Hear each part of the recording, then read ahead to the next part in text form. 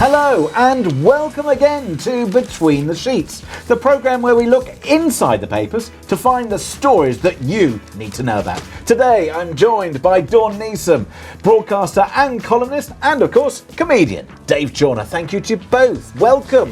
Here we are, and let's get tucked straight in, because the thing is that on the front pages everybody's saying we're back in business, we're moving forward with this, with that, and that's because people think that the conversation is all over about vaccine passports, but it's only just started. Double vaccination does reduce it. But I also will defend to the hilt an individual who says, for whatever reason, I don't want to have the vaccine. It's the government's job to give you the information to do it, but if you choose not to, your choice. But there are the vaccine fascists that say that makes you selfish. You are putting my life at risk and my granny's life at risk by not having that double vaccine. We should all be vaccinated twice over. But do you think that Michael Gove, Dave, do you think Michael Gove, when he said that you are selfish if you don't have the vaccine, was he right? No, I don't think that helps the debate. And actually, you know what? When there are conspiracy theorists out there that don't believe in it, etc., it's only going to push them to say, well, there's obviously something wrong with this if you have to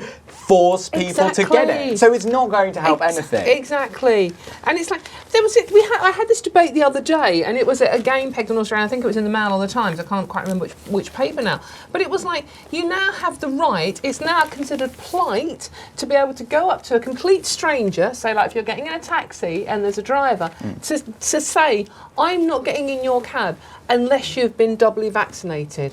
That is just appalling. How can you go and ask complete strangers for their medical history? But that's what we're doing. They might but not... then, isn't the flip side? David Aronovich in today's Times is kind of interesting. He's saying that anti-vaxxers are in danger of becoming a cult. Yes. And this is where we've pushed it. Cult. With an L. Yes. Yeah, okay, sorry. Yes.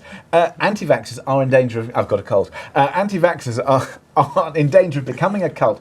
Protests surrounding the pandemic are borrowing from Americans' conspiracies and threatening to turn violent. And that is just as bad as those who... you can't be in the middle ground again. It's like... So, for example, if Brexit. Why is it that we've now entered a world where you've either got to be vehemently one side or the other argument, or vehemently other? And I don't know which is more dangerous. Those who say it's right that everybody is forced to have the vaccine, or the anti-vaxxers who are claiming all manner of things on the internet. I mean, both of those people, they're just as bad as each other. But you can be anti-vaccine passport without being anti-vax. Correct. I mean, this is the difference here, and people are blurring these lines, don't you think? That, being anti-vaccine passports doesn't make you an anti-vaxxer. No, you see, I am very pro-vaccine. Yes. But I'm also pro it being a choice that we have. Freedom. I've looked at the information. I've taken the view that I think it's the right thing to do. Yeah. But I'll respect your right. If you decided not to have it, I'll respect your right not to do it. We should all respect one another's rights to choose what happens to our own bodies. Why aren't we? Well, because we're becoming this draconian North Korean state where the government micromanages everything, including what we put into our bodies. Well, if it was North Korea, at least the trains would run on time. I want to know... Yes, but then they wouldn't have the pingdemic. Fair point. I mean, they wouldn't do that. You could ping and stay at home. Don't have to work today. But they haven't got COVID in any case, so it's no, they haven't. Yeah, exactly. It's a bit of a moot point, really. Very good point. And speaking of which, people profiteering off the pandemic. This is going to get a lot of people angry. I don't know if you've seen this story that motor insurance have been accused of ripping off drivers. No. Yeah, this is because the average motorist is being overcharged by £100 because all motor claims dropped by nearly 30% last year. For example, the number of vans on the road fell by 14%. And people have said that car insurers are... Because you couldn't get out in the car. You couldn't get out and about. Well, you couldn't do anything. Well, and I don't understand why things always go up in price, but they never come down. It's rather like Sadiq Nightmare. Yeah. He's imposed the temporary charge on Londoners to move around and the congestion charge. He's now imposed that, and it's sort of written up in a tiny little bit of news in brief. Oh, by the way, the mayor has decided that in fact it's going to stay. It was a temporary charge going to stay to fill the black hole in. It's like, how dare you How dare you stop the recovery, stop people moving around until or unless you have not delivered on your promise to open the new lines, you have not delivered on your promise to make sure that trains are running on time or to deal with the pandemic, and you haven't delivered on your promise to make London a safer place for its people. But by the way, we're going to tax you more anyway. The thing that gets me more angry is that, like, outside of London, looking at the rest of the country, that, like, rail fares go up by like 4 or 5%, and I'm like, brilliant. Okay, my train's going to be 4 or 5% better. No. It gets worse every year, and that I think that is terrible, because you know what? I think a lot of people will go, well, Londoners, whatever, you get enough stuff anyway. But for the rest of the country, that's the only way that people travel around. If you go around some of the infrastructure around the rest of the country, you realise how neglected it's been, whether it's trains,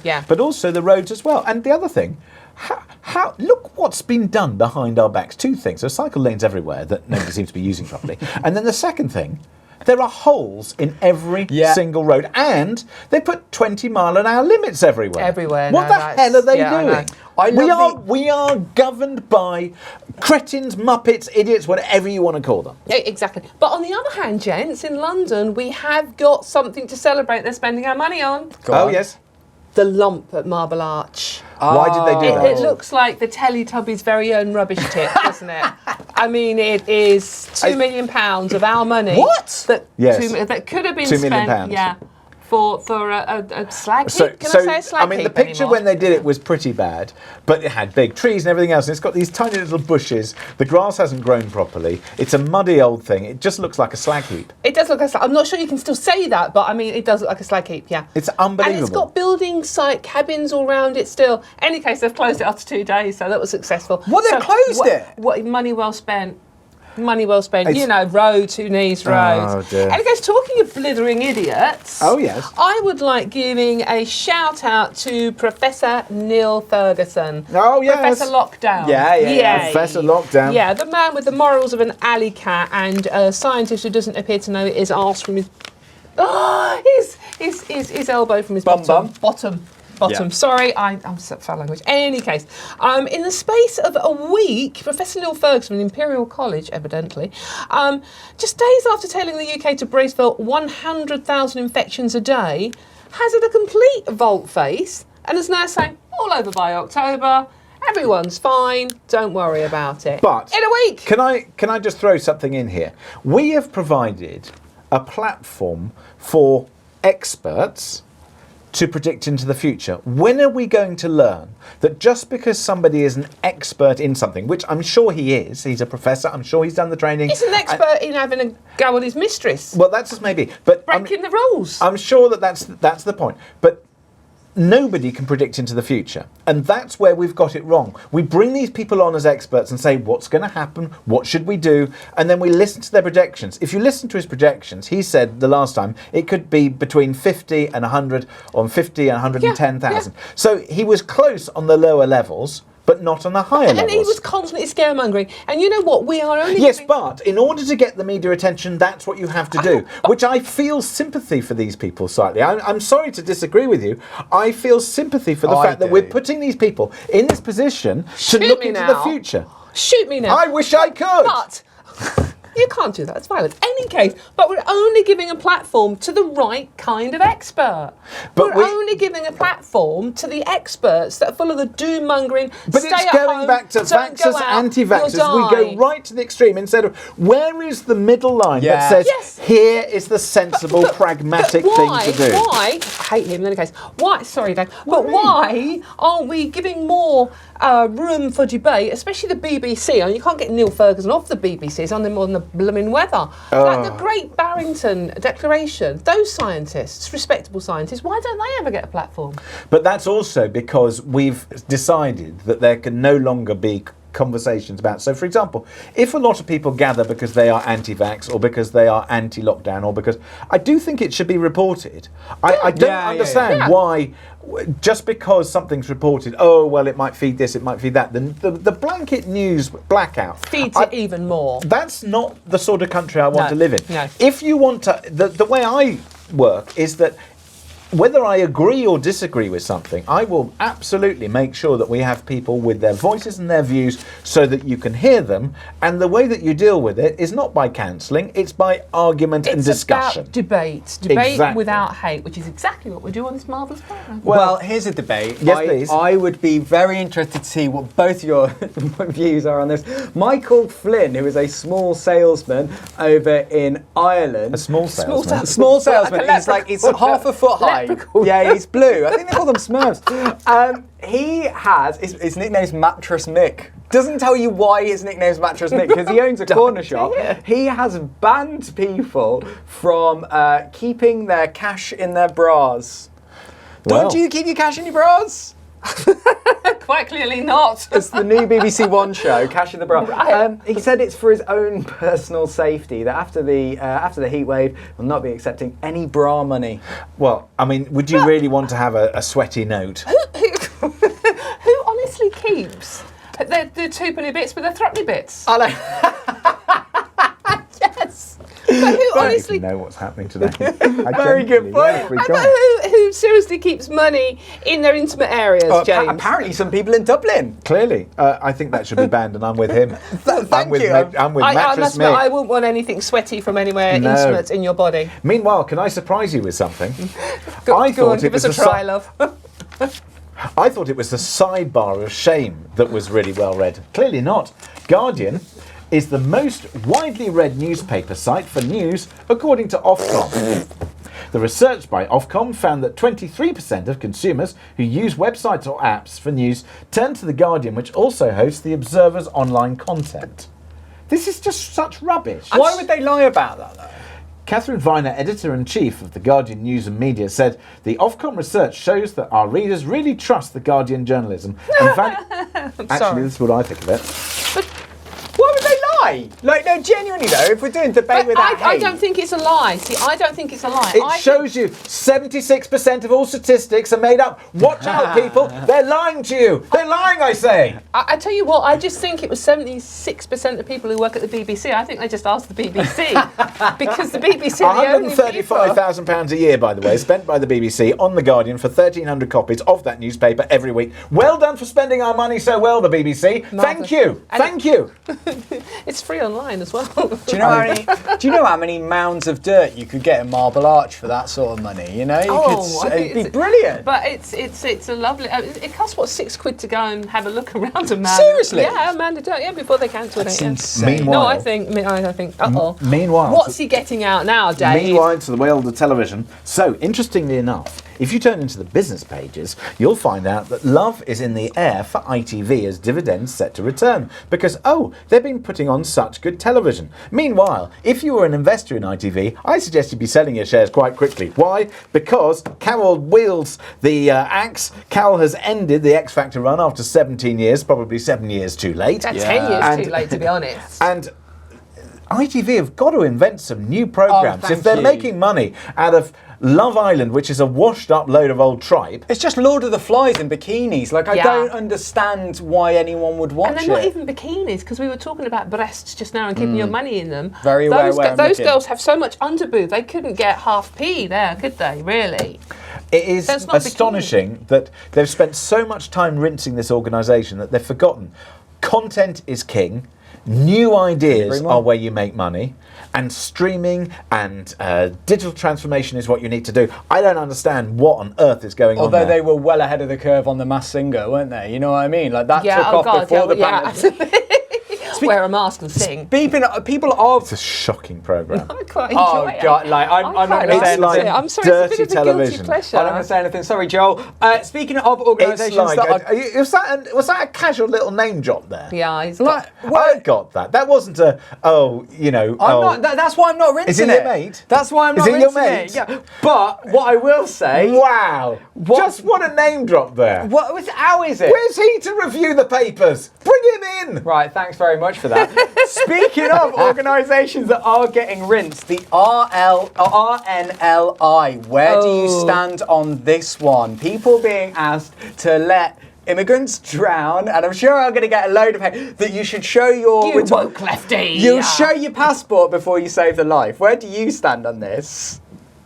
I actually think if someone was drowning, I don't care what their political persuasion was or where they were from, I'd save their lives. I would be. You woke lefty! In my world, it's that simple. If someone's drowning, I'm going to save their lives. You save their life and you ask the questions later. And then what do you do if they answer wrong? But if someone's life is in peril, you save it. Yes. And I don't understand. Where I find it really troublesome is that we're putting these people's lives in peril because the French are kind of, no, nothing to do with us, go that way. No. And we've just given them another 55 million quid. You would have thought that they might stop a few more. I know, but they're not because they don't like It's not value for money. It's rather like the English person who says, oh, it's not cooked very well. Oh, it's delicious! I won't be sending that back. And it's like, yes, 55 million quid. Here, have all of our money. Oh, well done! You've done such a good job, and really. James, is this the new ITV show that you're pitching? That you like? The new show is you save people, and then they've got to sort of like come up with a reason that they shouldn't be. They should be saved. Just as you're resuscitating them and giving them the kiss of life. It's like, excuse me, where's your papers? What country are you from? Syria. Oh my God, get back in. Well, I'm sorry, but Keith Lemon is a bit washed up, so it's time for a new panel show. Save or lose. Save or lose. Stay or go home. I mean, look, Chris Evans used to do Don't Forget Your Toothbrush. We could have that. We could have a whole audience of people who've come over. Oh, you got the question wrong. We got the plane outside. Off you go. Any case, can we talk about another thing that's on TV at the moment? This is almost on the BBC, not quite because they've messed up on doing the negotiation. The Olympics. Oh, the Sham Olympics. I just want to say well done to our Olympians for not only. Well, at least you did what. At least you've done what Nicola Sturgeon wouldn't. Congratulate them. Well, absolutely, because the amount of achievement and effort and dedication that takes to getting out there, let alone winning all those medals. You're not interested. Well done. This is what Dawn Neesom's interested in. On the back pages of all the papers, there's nude filth. Naked men. There's naked men, naked swimmers. Yeah. I mean, they are the most extraordinary, but they've got extraordinary shapes. Tiny nipples. But one of them's ginger. What's wrong with that? I've got one of them at home. I don't need another one. Brilliant. What's wrong with being ginger? Well, speaking of the Olympics, have you heard about the commentator in Greece that has been sacked for his racist remarks? Yeah, there's been a lot of that going on. He made an offensive joke about a South Korean player, which the broadcaster that he was with found incredibly funny, but then due to the backlash, he's been taken off air for what has been dubbed as blatant racism. But the other one was in the cycling as well. Oh, what was this? It might have been the French. I can't remember. There was a French commentator or someone to do with the French team who was urging the French cyclists to catch up with the camel riders, talking about the Algerian cyclists. Yes. He had to apologise. I'm not surprised. For that. It's an absolute disgrace. But I think we are enjoying the Sham Olympics, but I think that somebody needs to have a chat with our rowing team. They're really not... They've sat on their laurels. But we're good at sitting down sports normally, but that obviously we messed up on. That one. Maybe our own team need to help out the RNLI. That could be a nice kind of combination. But whose side are you on? Yeah, absolutely. Whose side are you on between Simone Biles, the gymnast who's retired on mental health issues at the moment, and Piers Morgan, a fat middle-aged man? Very unbiased question then. Very unbiased question. Dave. I'm full Simone on this. Like, look, I will come across as a lefty wokey, and as I sit here in my mud hut, complain. But I think, look, it's been a long time coming that actually people treat mental illness at the same level as physical illness. And you know what? I'm not going to pretend that I'm a doctor. I'm not going to pretend that I know her GP's note. And I would be interested to know if Piers Morgan does know her medical notes and the full story behind this. But you see, what I would say on it is it should be down to any individual. If you decide that you're not up for something, don't do it. Exactly. Now, no, I totally agree. It doesn't matter whether it's for mental health or... butts coming? No, it doesn't matter whether it's for mental health or other reasons. If you don't feel that you want to do something, it's your decision. If you have a contract, then it's up to you to discuss it with your employers as to how or why or what. And if you are an individual, like a sports person, you don't have a contract with anybody, and it's up to you to decide. And a mental battle is as strong as the physical one. Of course it is. And I find it difficult to understand. Now, quite often, I think Piers comes out with some good stuff. Yeah. Not on this occasion. No, I totally agree. And you know what concerns me slightly, doing the feminist bit, sort of like the woke feminist bit here. Love this.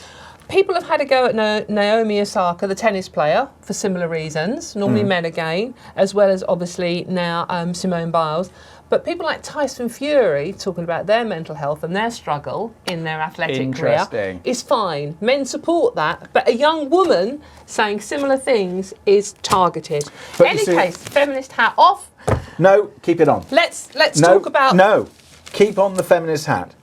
Women must get 2 in 5 board seats, firms are told. Oh. I think this is absolutely insulting. So do I. So do I, actually. Not because I don't want to see women on boards. I do.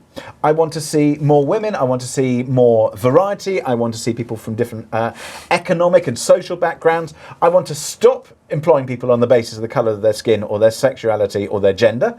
But when you have people like this who are saying these are the rules, this is embarrassing. So this is public companies with too few women on their boards will be forced to explain themselves to the City of London under new proposals meant to boost diversity. Who are these cretins who are coming up with this woke nonsense at the Financial Conduct Authority?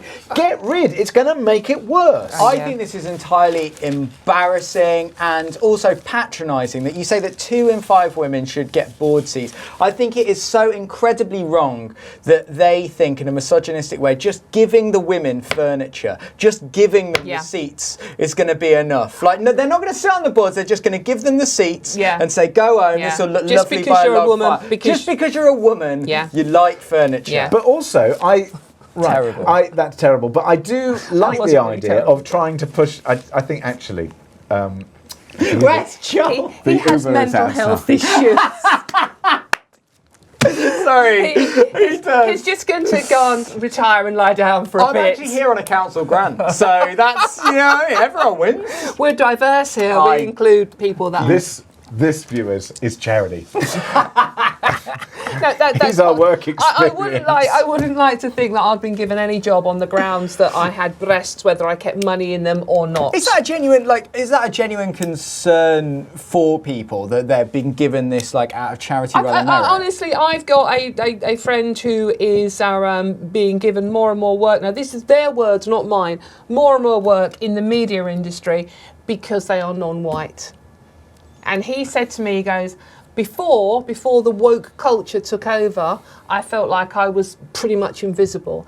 But now, he goes, it's even more insulting because I feel like I'm being hired, not because I'm good at what I do, which he is, by the way, he's a journalist, but because I tick the box of having a black face there. The problem is, though, we're in a bit which of a... Which is so sad. It is sad, because I want people to be there because they're the best for whatever they do. But then the argument goes, we're in an adjustment period. Things don't happen overnight. Yeah, but sometimes you have to, exactly like you were saying earlier on, sometimes you have to push the needle a bit too far in order to make any movement at all. But I think that if you don't go right back to the cause of the problem, and the cause of the problem is right into education, into schools, into aspiration, into careers, that people talk about, media in certain disparaging ways, and a lot of people in media have come through a circuitous route. You trained, apparently, as a comedian. Really? They found me on the street. Wait, can you just define comedian, possibly? Please do. It's exactly. This is a new meaning to the term comedian that we hadn't previously been aware of. Whereas Dawn, you've been a journalist, you've been a hack, you've been an editor, and now you're a columnist. So, and you do all these other things off the basis of what you've done. I mean, I have no idea what I'm doing here. I wear low-cut bras, obviously. So do I. Cash. Okay, well, I'm glad that we're all in agreement. Can I just mention, honourable mention to the Scottish Government, please? Oh, yes, please do. Talking about pushing the needle too far. They've put out a statement boasting about the vaccine again. Over 55,000 pregnant people in England and Scotland have had the coronavirus vaccine. They're women. Just saying, okay? I'm just leaving that one out there. They are women. So, as a woman, I'm being written out of history by the Scottish Government. We need to go on. No, but it's going to be woke. Here we go. Don't. But you are still a person. You're saying you're being written out of history. What's wrong with being a woman? No, I didn't say anything. All I said was Why you're are still you going high-pitched like a woman? Because then the dogs will come and they will kind of that's how I think they need to. But you're not being written out of history because you're being more dog-like because you're digging. And I'm looking forward to finding out what little bone you find there. Don't believe the allegations, James. But I do think that you're not being written out of history because you are still a person. A woman's a subset person. What's wrong with the word woman? What's wrong with the word people? What? Look, no one's saying we're getting rid of the word man, but we're trying to write the word woman out of history. It put an X in I it. think we are getting rid of the word man. We shouldn't. How? Well, like, I mean, Why would you want to do that? What's wrong with being a woman and a man? Whoa. What are you Why then? would you want to do that? I'm just saying, if there are people like, surely it is a Don't call me Shirley. She's a woman. You can be a Shirley if you want. I could be in this day and age. It's a linguistic thing. It doesn't cost anything. It doesn't. Yes, hurt it does. anyone. It costs people their identity. You know Oh, come on. You know what? It hurts me. I'm of the generation where I fought hard to being feminist and fighting for women's rights and championing women in journalism and on Fleet Street, and now I am being told to shut up and I can't even talk about being a woman. Quite often by men. No, I disagree with that. I fundamentally disagree with that because I agree with what you said earlier on. Is yes, it's time to have the debate. It's the time to talk about it openly and have difficult conversations. I'm not trans. I don't get it. Tell me. It doesn't mean that I'm transphobic though. Just about talking about being a woman. No, absolutely not. And that's why I agree with you that actually, like, I think having that debate and being talking about it, because yes, it might hurt you, but also equally for trans people, it might hurt them. Are women being cancelled? Yes. Talking of somebody else who's being cancelled. A statue of the explorer, he's a man I'm afraid, Henry Morton Stanley, could be pulled down because of his links to colonialism. Dr. Livingstone, I presume. And exploitation in Africa. Well done, you. Yeah. The statue, erected in Stanley's hometown in Denbigh in North Wales, went up in 2010. It was the subject of protest during Black Lives Matter campaigns last summer.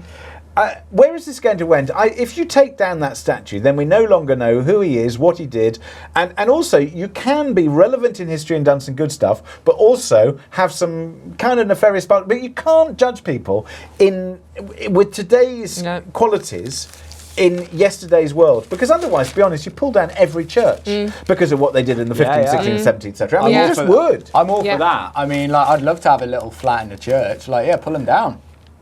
Get rid of the churches. So that's what you're saying. You're actually saying get rid of the churches. You're not saying cancel the churches. The Church of England had a good go at that, haven't they? Just burning relics that might offend somebody at some point, which is pretty much everything then. Well, exactly. But then there is also, though, the other story which has appeared within the papers, which is about the police force talking about taking the knee.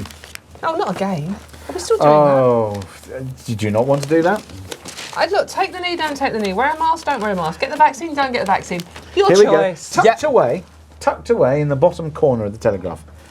Minorities, it says, put off the police as chiefs won't take the knee. Senior police officers' refusal to take the knee and concern over the Black Lives Matter movement is putting off young black and minority ethnic people of joining the force, it was claimed yesterday. Do you agree with that? You know what? I'm so weary of the division and the hatred with everything, even talking about what blooming gender you are, that I'm just done with the whole thing now. I just want to have a group hug. If the government lets us do that. No, they won't let us do that. More. I think you can hug in a safe way now. Yes, I think you can. But aren't they banning sort of people who don't know each other that well from having sex still? Didn't I read in that Spain. somewhere? I think, in Spain. In I read Murcia, that because somewhere. of a spike in COVID cases, people who do not live together will not allowed to be able to sleep together. However, I have found a little loophole here. What's he going to say? He's got a loophole.